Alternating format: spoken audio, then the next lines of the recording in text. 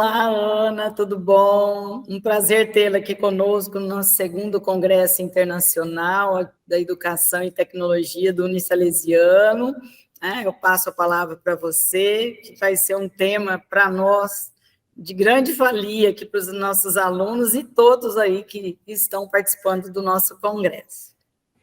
Olá, Silvia, obrigada pelo convite. Então, como vocês já viram, eu sou a Carol, sou a Ana Carolina Porte, sou nutricionista formada pela USP aqui de Ribeirão Preto, já há uns 12 anos, e faz todo esse tempo eu venho trabalhando com uma abordagem, que é uma abordagem não prescritiva, que a gente fala que a gente não passa dieta, a gente tenta encontrar outras formas de trabalhar o paciente e atualmente tem nome de nutrição comportamental. E aí a professora Silvia me convidou para falar um pouco sobre nutrição comportamental, e aí a gente resolveu falar um pouco sobre entrevista motivacional, que é um tema que essa mesma aula que eu estou dando aqui, eu já dei para enfermagem, para odontologia, para outros cursos, porque é uma técnica que é muito utilizada na área da saúde. Então, vou compartilhar minha tela aqui para vocês verem alguns slides. Eu coloquei bastante escrito, mas é mais porque às vezes tem gente que eu sei que tira print, enfim, e gosta de acompanhar, para vocês irem vendo um pouco sobre a técnica, tá bom? Então, tem aqui, para quem quiser falar comigo, já vou aproveitando, entra no meu Instagram, que é o jeito mais fácil. Eu nem coloquei meu e-mail aqui, porque eu abro muito mais Instagram para conversar as mensagens do que o e-mail. Como eu tenho muitos e-mails, eu acabo me perdendo. Bom, a gente vai falar então sobre entrevista motivacional para mudança de hábitos na nutrição clínica. Só olhar o horário aqui, vai dar tudo certo. E isso daqui, para quem conseguir, pode abrir esse link, vai dar. Então é abre.ai/dieta não, ou acessar pelo QR Code, vai entrar num Padlet, que é basicamente um mural onde as pessoas colocam o porquê as dietas não funcionam. Eu costumo fazer essa provocação para muitos alunos quando eu vou dar várias aulas. Então, a primeira vez que eu comecei a utilizar foi numa aula de antropologia e educação nutricional, justamente para fazer esse questionamento do porquê as pessoas acham que as dietas, né, que o paciente não consegue emagrecer ou não consegue seguir a dieta, ou tem dificuldade de mudar o hábito. E aí a gente tem algumas respostas aqui. Eu vou ler só para a gente ir pensando algumas coisas que foram saindo. Então, sempre sai muito a questão do comprometimento do paciente. Então, porque as pessoas não se comprometem, por falta de comunicação com o nutricionista? Será que a gente não sabe se comunicar com o paciente? Porque é um método restritivo, mas sai muito a questão do comprometimento, né? Com o paciente, ou que o nutricionista não consegue, falta de foco, será que é foco, né? E saem muitas coisas voltadas para o comprometimento. E aí, a gente vem lembrar, essa daqui é a Ellen Satter, que trabalha muito com comer intuitivo e outras técnicas aí internacionalmente, quem quiser pode entrar lá. Ela fala que comer é mais do que jogar lenha na fogueira ou abastecer um carro. Comer é mais do que escolher um alimento e dar para uma criança. Comer e dar de comer reflete a nossa atitude e relacionamentos com nós mesmos, com os outros e com as nossas histórias. Comer tem relação com autorrespeito, nossa conexão com nossos corpos e compromisso com a vida.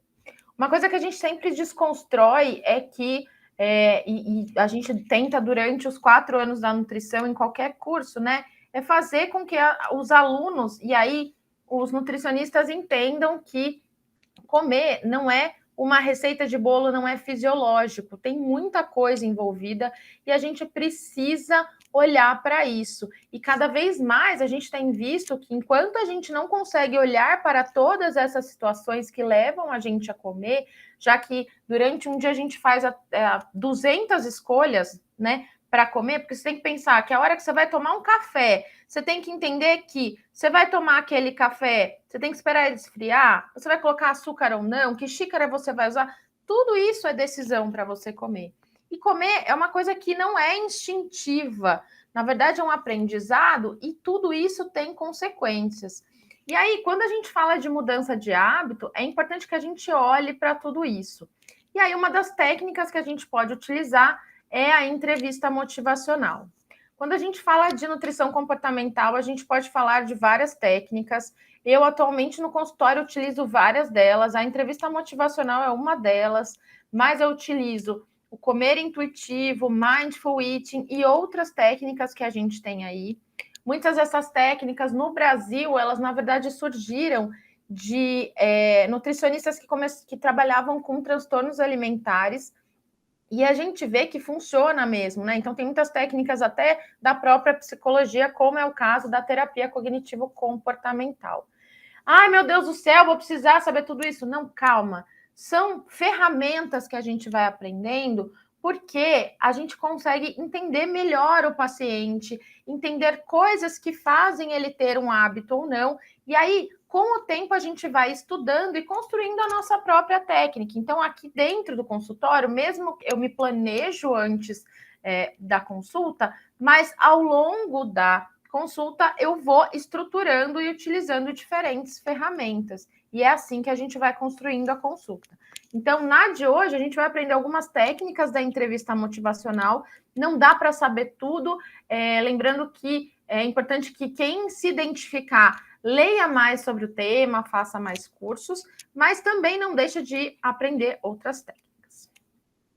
Então, vamos começar. Onde que surgiu a entrevista motivacional? Lá em 1983, ela surgiu com o Miller, né, que quem, inclusive, um dos autores desse livro que está aqui ao lado, que eu trouxe, é uma das principais referências e ela ajuda muito. Esse livro é bem tranquilinho de ler, ele tem muito exemplo, é super gostoso e você consegue aplicar bastante. O Miller, lá em 83, ele estava atendendo pacientes alcoolistas. E aí ele descobriu essa técnica, já vou contar como. E nos anos 90, eles começaram a ver que funciona para o alcoolismo. Vamos tentar com doenças crônicas não transmissíveis, como, por exemplo, a diabetes, tem sido muito utilizada na diabetes. E atualmente a gente tem essa questão da entrevista motivacional utilizada para todas as áreas da saúde, tanto que neste livro aqui tem exemplos até de fisioterapeutas. E eu já vi artigos até para odontologia. Então, a gente pode utilizar em diversas áreas, porque ela é muito dinâmica. Inclusive, se a gente entrar nos cadernos de atenção básica ou no próprio guia alimentar, mas nos cadernos de atenção básica que falam um pouco mais sobre como a gente deve agir frente aos pacientes, e olhar na questão da amamentação, a gente vai ver algumas técnicas muito similares com isso aqui, que falam sobre o aconselhamento, que tem um pouco dessa base mesmo, da gente conseguir pegar o que o paciente está trazendo de dor para a gente falar assim, olha, a gente praticamente meio que traduz e devolve para ele, ó, você não está conseguindo fazer por causa disso, vamos tentar mudar? Enfim, vocês já vão ver que eu já vou dar alguns exemplos. E aí, o que é, então? Basicamente, a gente vai utilizar esse aconselhamento em saúde e trabalhar motivações intrínsecas, motivações que vêm de dentro do paciente. A gente não vai tentar dar nenhuma motivação externa do paciente, a gente até pode, mas no geral, a gente pega uma motivação muito forte do paciente, que é essa motivação intrínseca, já vou falar um pouco mais sobre ela, e aí a gente vai utilizar essa motivação forte para conseguir que o paciente mude de comportamento. Essa entrevista motivacional, ela tem muitas influências na TCC, que é a terapia cognitivo-comportamental, e da psicologia social, mas a gente pode também, existem alguns autores, isso aqui não sou eu que estou falando, é um autor, que fala que a gente também se aproxima muito do método do Paulo Freire, que, inclusive, para muitos teóricos, né, da nutrição, é um grande inspirador para a gente, porque a gente tem que lembrar que a gente, como nutricionista, a gente é educador e a gente tem que dar autonomia para o paciente. Então, eu gostei de colocar isso aqui para lembrar que a entrevista motivacional trabalha muito nessa questão da autonomia, que tem tudo a ver com a nutrição. E esse método, ele considera a corresponsabilização do usuário, então, ele dá responsabilidade para quem está fazendo mudando o hábito e que se sente ao caminhar ao lado de um profissional de saúde. Então, a gente é como se fosse alguém que incentiva o paciente ou o cliente a mudar o hábito. Não é ninguém que vai cobrar, que vai culpar, enfim. A gente vai ajudar a levantar, dar a mão para esse paciente seguir em frente. A origem da entrevista motivacional, como eu estava contando, foi lá em 1980 que o Miller estava atuando num ensaio clínico com técnicas de terapia comportamental direcionada para esses pacientes dependentes de álcool. E na época ele gravava essas terapias que ele fazia e depois ele ouvia. E aí quando ele foi analisar os resultados que ele teve, que seriam utilizados, né, na análise do ensaio, ele começou a perceber que quando ele tinha expressões empáticas para o paciente, eram muito mais efetivas do que as técnicas de terapia cognitivo-comportamental. E aí ele começou a estruturar isso e finalmente deu origem a o que a gente conhece hoje como entrevista motivacional. E aí, como é que vai funcionar? É uma intervenção bem simples e de baixo custo e que, geralmente, eu estava até conversando antes com a professora Silvia, a gente estava falando que ela falou assim, mas eu já usava isso antes. Para algumas pessoas isso é natural.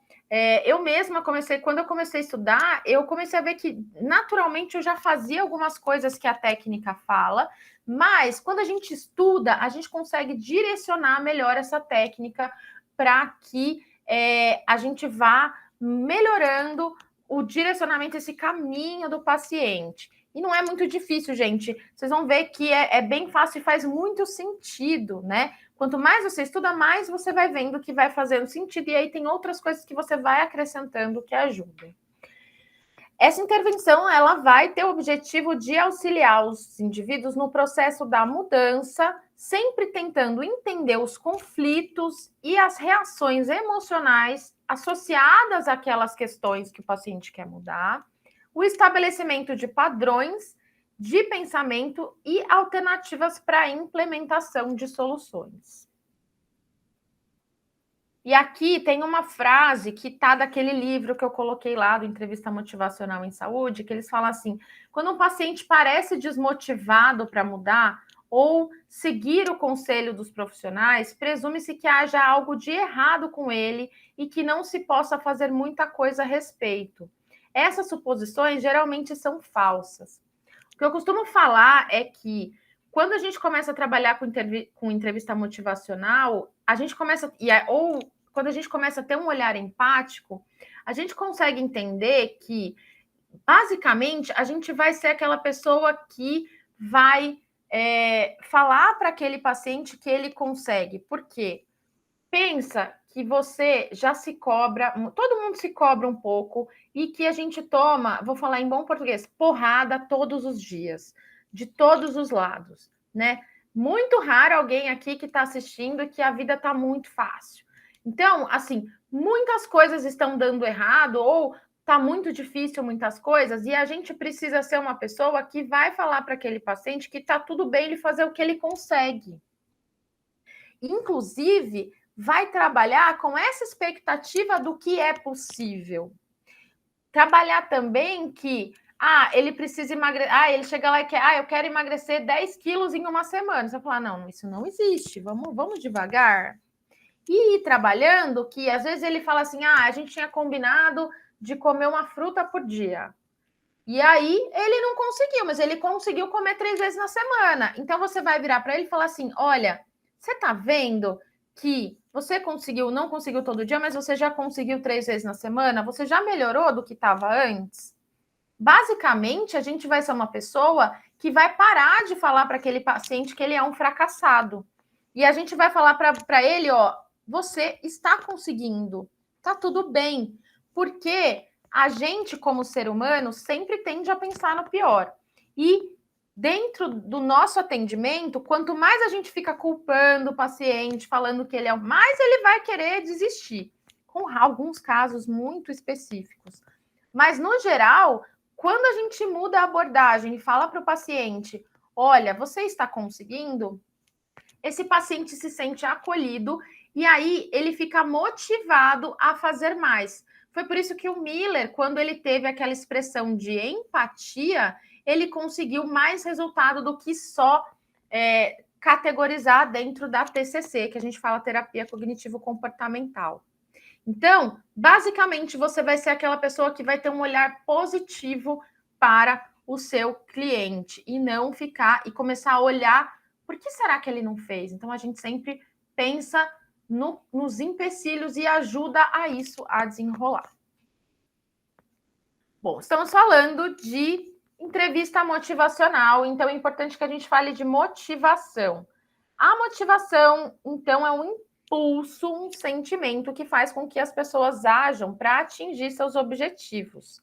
Vem do latim motivus movere, que significa mover. Então, na verdade, é aquilo que faz a gente se mover, andar. Por isso que tem essa figurinha correndo. E é o processo no qual o comportamento é incentivado ou estimulado ou energizado por um motivo, razão. Um exemplo muito legal que uma vez eu vi numa aula de um professor é que ele fala assim: você já parou, antes de entrar na faculdade, a sua vida era de um jeito, e você, de repente, entrou na faculdade, mudou de ponta cabeça a sua vida, ou mudou muito a sua vida. Por quê? Porque você tinha uma motivação muito forte que era de se formar, de entrar no curso, seja por ganhar dinheiro, seja por propósito de vida, enfim. Então, isso é a motivação. E aí a gente basicamente vai ter que encontrar no paciente uma motivação forte, que tem um propósito, alguma coisa, para esse paciente conseguir andar para frente, para ele conseguir mudar os hábitos. E aí, quando a gente fala de motivação, a gente tem motivações intrínsecas, que são de superação, de desafio, de sensações prazerosas, e as motivações extrínsecas, que são de culpa, ou prêmios, ou coação. Aí, tem essa figurinha aí que na intrínseca, a gente está vendo que tem um homem fortão, e na extrínseca, e feliz, e na extrínseca tem um homem mais fraquinho e triste. Não querendo fazer julgamento sobre corpos, mas a ideia aqui é representar que a intrínseca é mais forte do que a extrínseca, que a extrínseca ela é bem fraquinha e esse negócio de prêmio, culpa e etc., ficar coagindo o paciente, pode funcionar temporariamente, mas ela não é muito forte e o paciente em algum momento pode desistir. Quando a gente fala de motivação intrínseca, a gente traz uma sensação de prazer que pode ser vivenciada de diferentes formas, e uma das técnicas tem várias teorias, mas a maior parte delas fala que essa motivação fica cada vez mais forte quando você atrela a uma questão social. No geral, as motivações intrínsecas estão relacionadas a aprender, explorar, ou tentar compreender algo novo, como é o caso quando a gente começa um curso. Para dentro do consultório, a gente pode utilizar motivações que façam com que a gente explore novas habilidades culinárias, e aí trabalhar essas habilidades culinárias para o social. Então, olha, vamos fazer essa comida para você conseguir oferecer para os seus colegas, e aí você vai trabalhando esse tipo de motivação para conseguir que isso seja concreto. Ou a gente tem a motivação intrínseca forte também, quando a gente tenta realizar uma tarefa, ou o desafio de criar algo, ou de se superar. Somente lembrando que quando a gente fala de peso, o peso, como ele é muito efêmero, né? As variações de número de peso podem ser muito... variam muito, e pode ser por água, por várias coisas, né? Não é muito bom a gente utilizar o desafio. Então, eu vou usar o desafio de emagrecer. Não. Os desafios, geralmente, que a gente fala, né, de se superar, geralmente podem ser relacionados à questão de melhora de saúde para ele conseguir correr uma maratona ou para dançar em algum lugar. Então, tinha uma outra história também que o professor conta que um dos motivos que deram, né, é que um certo senhor que precisava emagrecer, e aí a motivação que encontraram era de que ele precisava melhorar a saúde para conseguir dançar no casamento da filha. Então, tá lá atrelado ao social. Ou ainda, pelo estímulo de sensações prazerosas associadas a mudanças, inclusive estéticas, que influenciam os sentidos. O negócio do estético só que a gente precisa colocar um parâmetro aqui, ainda mais eu que trabalho muito com transtornos alimentares, a gente tem que tomar cuidado com questões de padrão de beleza e dentro de consultório também, não associar perda de peso à beleza. A gente até pode trabalhar mudanças estéticas no sentido de mudar, porque às vezes a gente tem as pessoas que têm o mesmo peso e elas ficam mais belas só pelo fato de elas se arrumarem mais, de elas cortarem o cabelo, enfim, do autocuidado.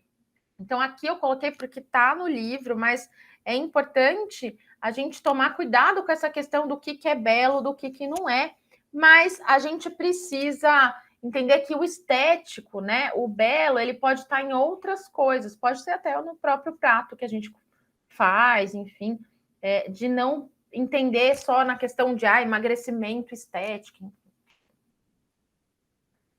Bom, falamos da motivação intrínseca, que é a forte. Agora a gente vai passar para a motivação extrínseca, que é a mais fraquinha.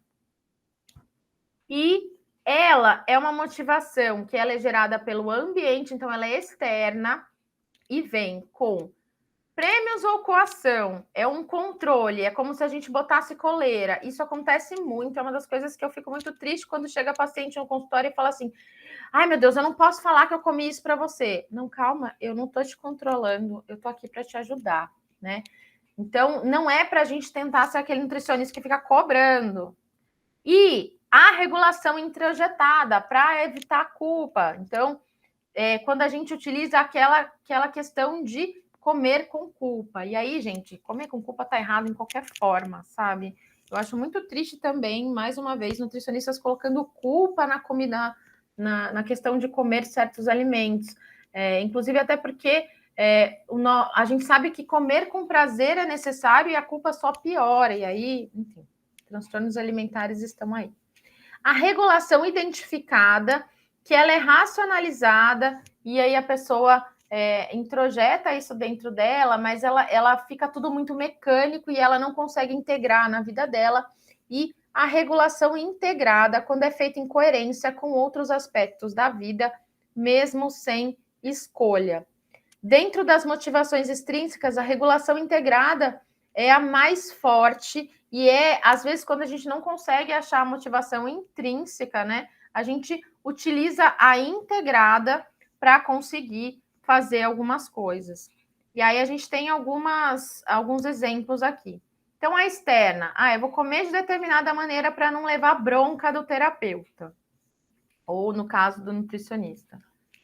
Deu ruim. Ou se não, porque eu vou ganhar um prêmio, né? Vou ganhar estrelinha. Regulação introjetada, comer de determinada maneira apenas para evitar sentimentos de culpa ou para melhorar a autoestima, enfim, sentir orgulho, né? E aí você tem, até fisiologicamente, né? A recompensa é rápida, é uma dopamina rápida e depois você não consegue manter esse controle, até por questões da vida, isso já vai por ralo abaixo. A identificada, comer algum alimento apenas por acreditar que faz bem para a saúde, mesmo que este não desperte nenhum prazer. Muito triste. Comer precisa ter prazer. E a regulação integrada, aceitar a inclusão de determinado alimento, agregando valores culturais, memória, sabor, satisfação, vontade de comer, não só o seu valor nutricional ou calórico. Nesse modelo, a regulação integrada, ela também, como eu já disse, a gente consegue integrar ao social. Então, você consegue colocar valores pessoais e sociais, que incluem culturais, memória, satisfação, para conseguir fazer a mudança. Então, essa é a mais forte, é quando a gente atrela a essas questões sociais, socioculturais, vamos colocar aí. E aí a gente tem uma taxonomia em que a gente tem diferentes tipos de regulação dessas motivações. Esse print aqui é do livro da Marla Alvarenga, Nutrição Comportamental, do capítulo de entrevista motivacional. É bem fácil de achar esse livro. Esse aí é acho que da primeira edição, segunda edição, já estão na terceira, já tem uma edição bem nova que também tem, então vale a pena ler. E a gente tem diversos processos, eu só coloquei esse print aqui, mas para vocês verem que a gente tem diferentes processos dentro da motivação humana e que a gente pode estudá-los para conseguir entender como melhorar essa motivação do paciente. E já falei da motivação, mas vamos falar como é que a gente vai fazer para trabalhar a entrevista motivacional? Bom, os princípios da entrevista, então a gente está vendo como que a motivação é importante, que a gente precisa trabalhar a motivação do paciente para mudança de comportamento e que especificamente é importante que a gente tente motivações intrínsecas e que essas motivações estejam atreladas ao social. E aí a gente pega essa motivação e trabalha com a entrevista. Na entrevista, a gente tem alguns princípios. Os princípios são resistir ao reflexo de consertar as coisas, que é muito comum, né, gente? O que acontece? Você está dentro do consultório, inclusive eu que dou supervisão para alguns nutricionistas, e eu sempre acontece isso. Você vai lá, você vê que seu paciente está com tudo errado, tem uma lista de 10 mil coisas que ele precisa mudar. Você já quer mudar tudo. É porque ele precisa cortar o açúcar, precisa diminuir o refrigerante, precisa aumentar hortaliça, precisa aumentar fruta, precisa diminuir doces, não sei o que lá. Calma, respira. Você viu tudo que ele precisa mudar? Anota. Vai anotando enquanto ele vai te falando. Porque na entrevista motivacional, vocês vão ver que a gente faz perguntas abertas. E aí o paciente meio que vai falando, e você vai anotando. Então, quando o paciente chega aqui, a minha primeira pergunta geralmente é: como eu posso te ajudar? E aí ele já vem numa expectativa e vai falando tudo que ele acha que ele tem que mudar. E eu só vou anotando. E aí, dentro disso, a gente vai trabalhando algumas ideias, vocês vão ver a questão da ambivalência. E, no final, a gente vê o que o paciente quer consertar e por que ele quer consertar. É assim que funciona. Porque se você falar para o paciente o que você acha que ele tem que consertar, ele não vai conseguir. Então, é melhor que a gente fale para o paciente o que ele acha que ele consegue consertar. Aí, a gente vai entender e explorar essas motivações, como eu falei anteriormente, e escutar com empatia. Vocês vão ver essa palavra empatia o tempo inteiro. E escutar com empatia, gente, não é ter o que a gente chama de simpatia, ficar com dó. É estar no lugar do paciente, tentar colocar, a gente fala que é vestir o tênis do outro, vestir o calçado do outro.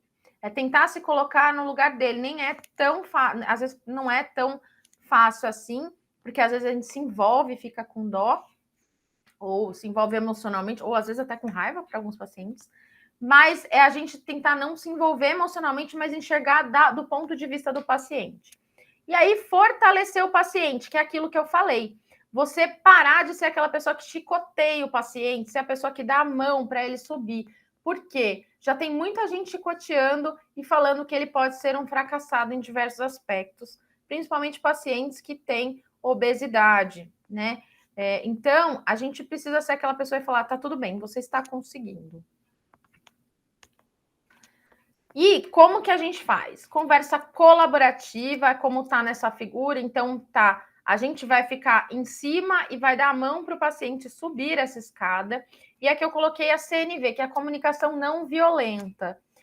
Essa comunicação não violenta não faz parte dos princípios da entrevista motivacional, mas a técnica de comunicação não violenta também tem muito a ver com a questão da empatia. Então, se você pesquisar aí até vídeos no YouTube, comunicação não violenta ou CNV, você vai ver várias pessoas que falam sobre o tema e vocês vão entender que tem um pouco a ver com essa questão da empatia, como que a gente trabalha uma conversa mais colaborativa e como que a gente aprende a ouvir o outro. Parceria, relação de aceitação, compaixão, sensibilização. Então, é sempre ser a pessoa que acolhe. E aí, tem um negócio que a gente pode utilizar, que é o rapport, ou rapport building. O que é o rapport building?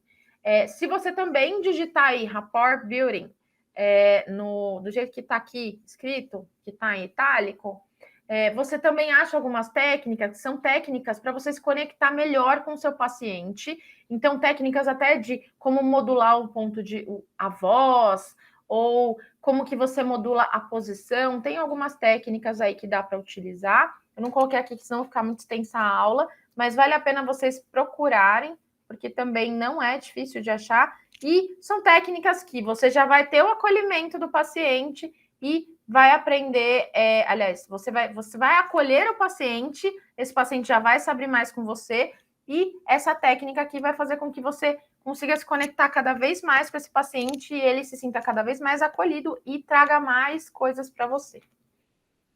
A entrevista vai ser centrada no cliente, não no que você acha. Então, muitas vezes, entrevista, por exemplo, eu tenho um protocolo, meu protocolo é não ter protocolo, não tenho roteiro. Eu tenho só um questionário pré-consulta que eu utilizo com os meus pacientes para avaliar coisas como hábito urinário, hábitos de fezes, enfim, mais de evacuação e outras coisas, né, de medicamento, enfim. Mas, no geral, quando o paciente chega aqui, o meu roteiro é começar com como eu posso te ajudar. E o resto é o que o paciente vai me trazendo, eu vou devolvendo e vou construindo junto com ele. E aí a gente tenta buscar as razões para a mudança no cliente. Não é porque a Organização Mundial da Saúde falou que tem que mudar. É porque ele acha que fez sentido para ele. E aí a gente orienta os pacientes a se convencerem a si próprios sobre a mudança, tem escuta técnica e reflexiva, estimula a motivação do cliente. Então, a gente já entendeu como é que funcionam as motivações e vai encontrando essa motivação dentro do cliente.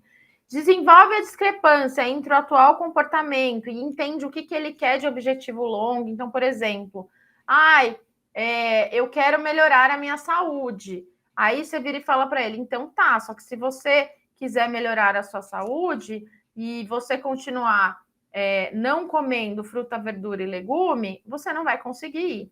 Vou dar outro exemplo. Eu precisava melhorar meus hábitos intestinal, né? Porque eu não estou conseguindo evacuar, não consigo ir no banheiro. Então, mas vamos olhar aqui, ó. Você fala que você precisa melhorar seu hábito intestinal que te incomoda. Só que eu estou vendo aqui que você não consome nenhuma fonte de fibra. Então, a gente precisa melhorar essas fontes de fibra, como fruta, verdura e legume, para você conseguir melhorar. Como é que a gente pode fazer isso? E aí vai construindo com ele. Evitar discussão e resistência. E aí, discussão e resistência, gente, é isso, é a culpabilização, não culpar.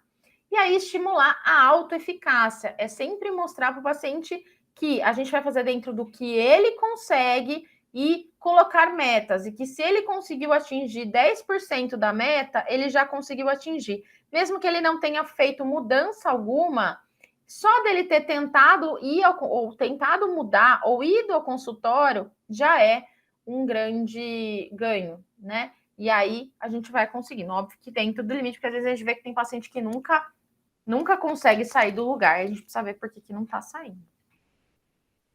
Só para vocês verem essa questão da ambivalência, então o paciente vira e fala assim: eu não consigo comer frutas, elas têm uma textura de que eu não gosto.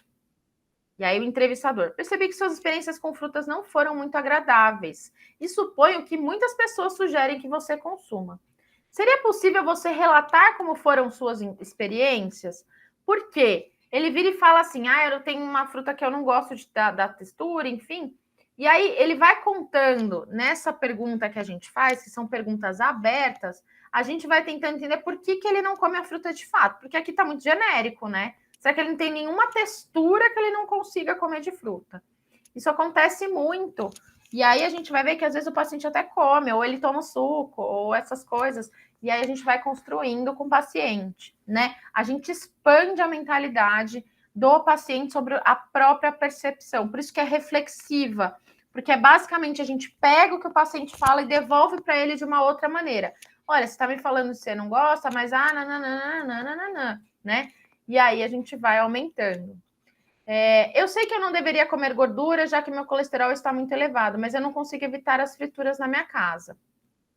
Pelo que percebo, as frituras são importantes no seu dia a dia, principalmente quando você está em casa. Mas você se depara com diversas orientações para evitar o consumo de alimentos ricos em gordura. Poderia me contar como foram suas experiências em relação a isso? Então, a gente sempre trabalha com a experiência. O que a gente tem que evitar? Fazer a pergunta que o cliente responda com frases curtas, tipo, você gosta de fruta? Que daí ele vai falar sim ou não, né? Então, é sempre, me conte sobre o seu dia a dia com as frutas, sempre para que ele expanda a pergunta, porque a gente faz ele acessar mais coisas do cérebro. Desculpa. Confrontar o cliente com a situação, ou seja, tacar na cara dele que ele faz errado. Assumir o papel de expert, porque eu sou fodástico e eu que sei, eu que estudei, né? Lembrem-se de que o cliente também tem o conhecimento dele, tá? E a gente precisa construir, reconstruir esse conhecimento. Rotular, então, rotular que aquele paciente é incompetente, incapaz, enfim. Focalização prematura e culpabilização. O que a gente pode usar para melhorar a adesão? A ambiência, então é importante a gente avaliar como é que está o nosso local de trabalho, luminosidade, ruído, ventilação, a organização do nosso atendimento e a prescrição. Então, tempo de consulta, dados de prontuário, inclusive a questão de utilizar um questionário pré-consulta que a gente manda eu mando pelo Google, né? Que é mais fácil, o paciente já vem com esse questionário já respondido, então já sei de muitas coisas, precisa perguntar, você tem antecedente? Não sei o que, sabe? Então fica mais fácil. E a prescrição, materiais ilustrativos, coisas bem dinâmicas. Aqui no meu consultório, eu tenho muitos materiais, mas o paciente que escreve o que ele tem, eu tenho canetas coloridas que ele pode ir escrevendo, às vezes a gente usa post-it para fazer. E aí, tá terminando, acalmem-se. Só para a gente entender, a gente entendeu que as técnicas precisam de empatia, a gente vai buscar a motivação, a gente vai fazer perguntas abertas e para que essa intervenção seja efetiva, é necessário a gente entender em qual estágio de mudança esse paciente está. Então, a gente entendeu como que a gente tenta fazer o paciente mudar, como que a gente acha a motivação, como que a gente pergunta para ele o que ele precisa mudar ou não. E agora a gente vai entender que as mudanças, elas não acontecem de uma hora para outra, elas acontecem em estágios. Tem muitas representações dessa mudança, esse modelo chama modelo transteórico ou transteorético, do Prochaska. Se você digitar modelo transteórico, você acha várias publicações. E muita gente representa isso como uma escada, mas eu gosto de representar como esse caminho que passa pela pré-contemplação até chegar na manutenção, e vocês vão vendo que é um caminho tortuoso, né? Então, aqui na verdade, eu peguei um joguinho aqui e coloquei por cima. E, basicamente, o paciente passa de um estágio de pré-contemplação em que ele não enxerga que ele precisa mudar ou não vê possibilidade de mudança. Por isso que eu coloquei essa menininha aqui que está olhando de costas. Então, a gente tem que lembrar, contemplar é olhar. Pré-contemplação é que a paciente está de costas para o problema. Aí, depois, você começa a trabalhar com ele. E isso que é importante a gente identificar. Porque se você já vê que esse paciente está na pré-contemplação, você precisa entender por que ele não quer entender que ele quer mudar. Aí, ele evolui para contemplação. Então, contemplação, a gente vê o menininho olhando de frente para o problema, né? Olhando, falando, olha, pode ser que eu possa mudar. Porque ele está contemplando, ele está enxergando o problema. Depois que a gente enxerga o problema, a gente vai para a preparação para conseguir falar, não, agora eu vou me preparar, estou me aquecendo, né? Que é a menina.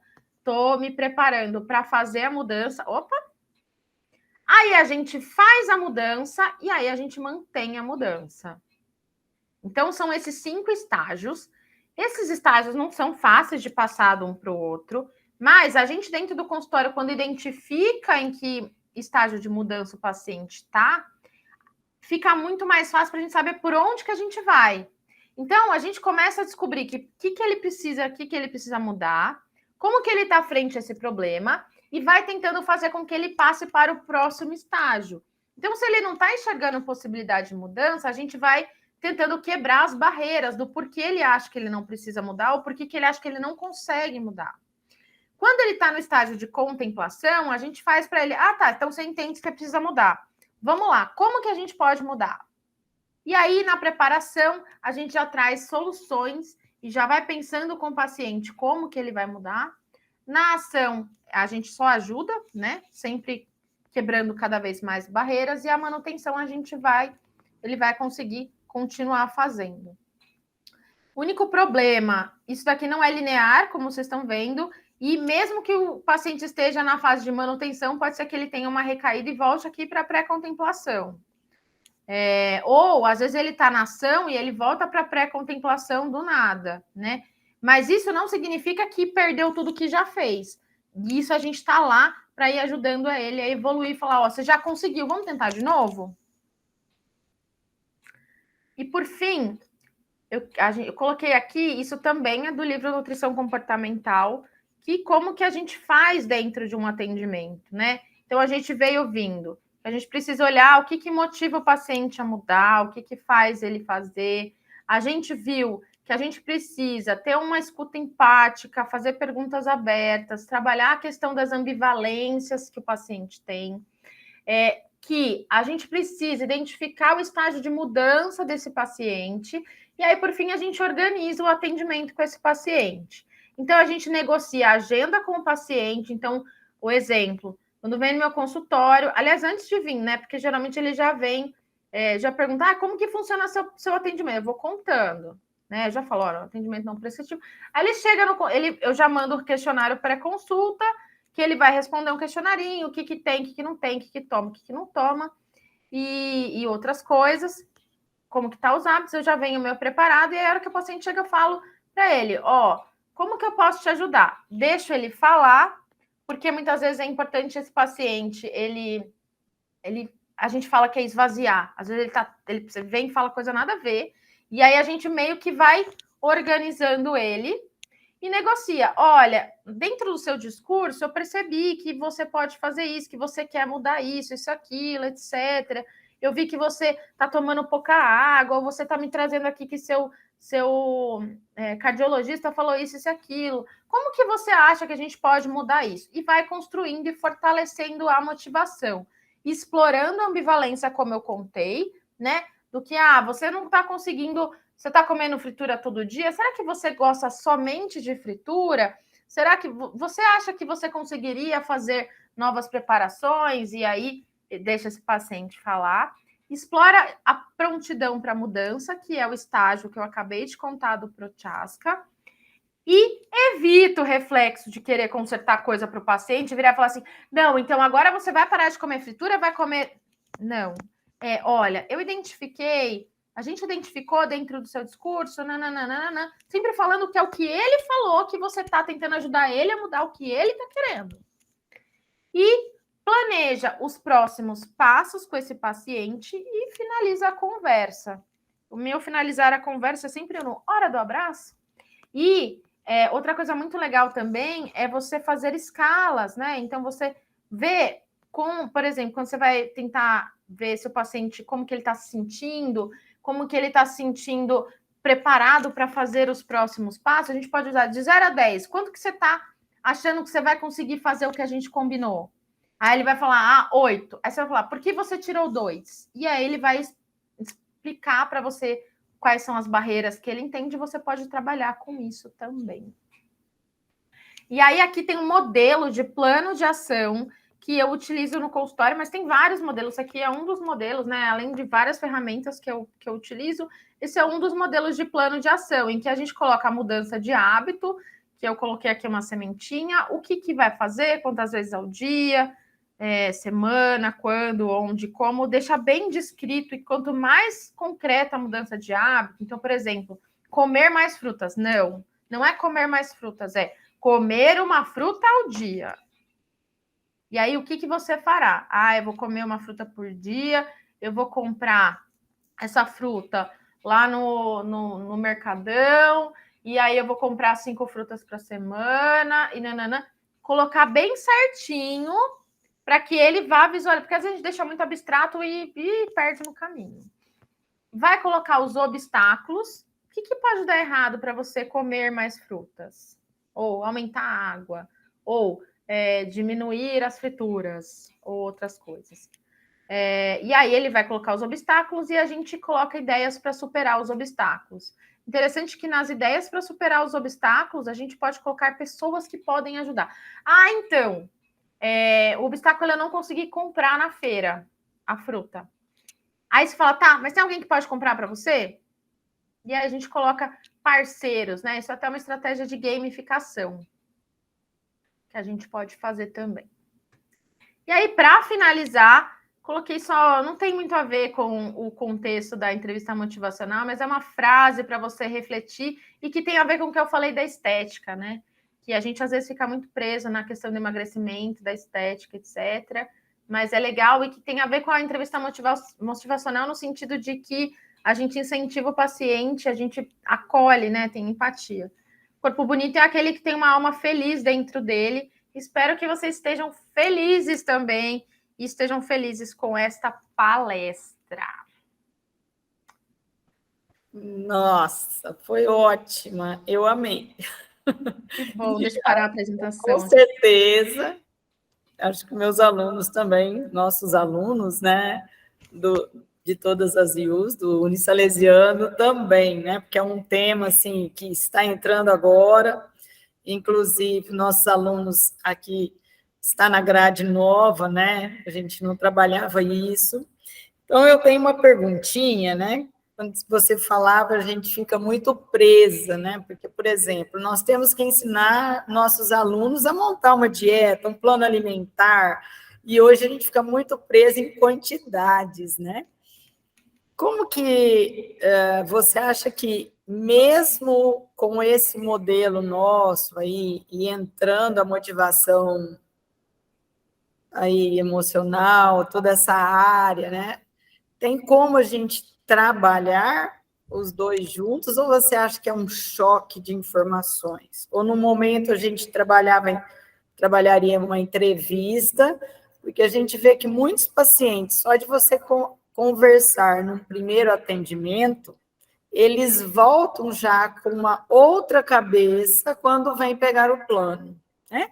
Outro dia mesmo com uma pessoa aqui na clínica, escola, ela falou, nossa, ela me conhecia, ela falou, Silvia, só da primeira vez que eu estive aqui para hoje, eu já perdi tantos quilos, né? E ela não tinha nada escrito, só foi a conversa, né?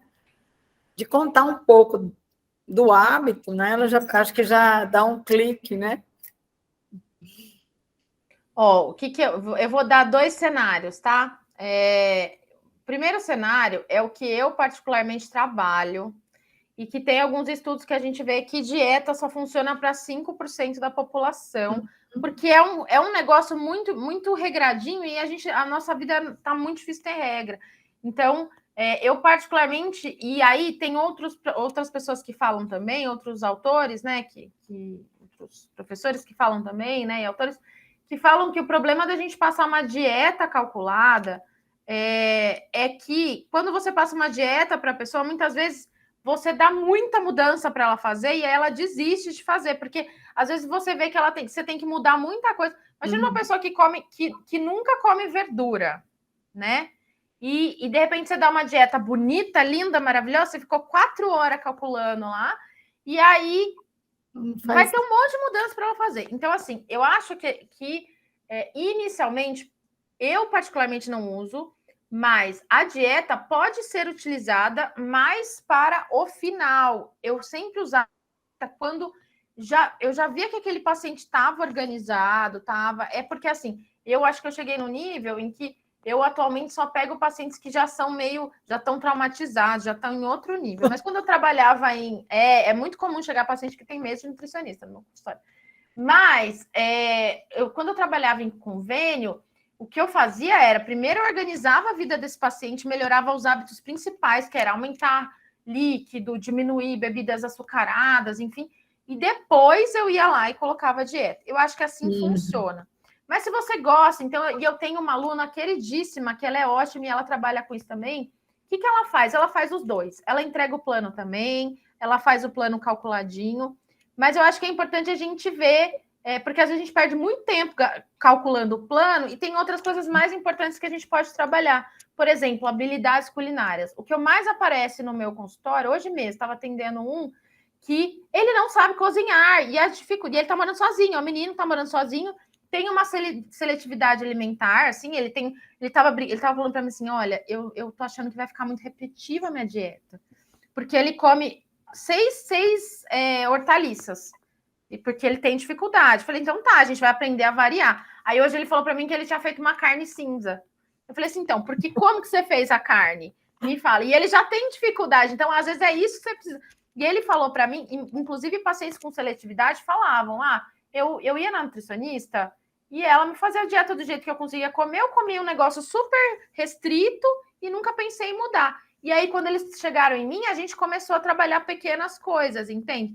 Então, eu acho que a gente tem que tomar cuidado para não ficar preso no plano e tentar. Mas tem um outro lado também, prometo que eu vou ser rápida, só de quando a gente tem, por exemplo, pacientes que precisam de dieta mais fechada, que são pacientes que precisam da dietoterapia.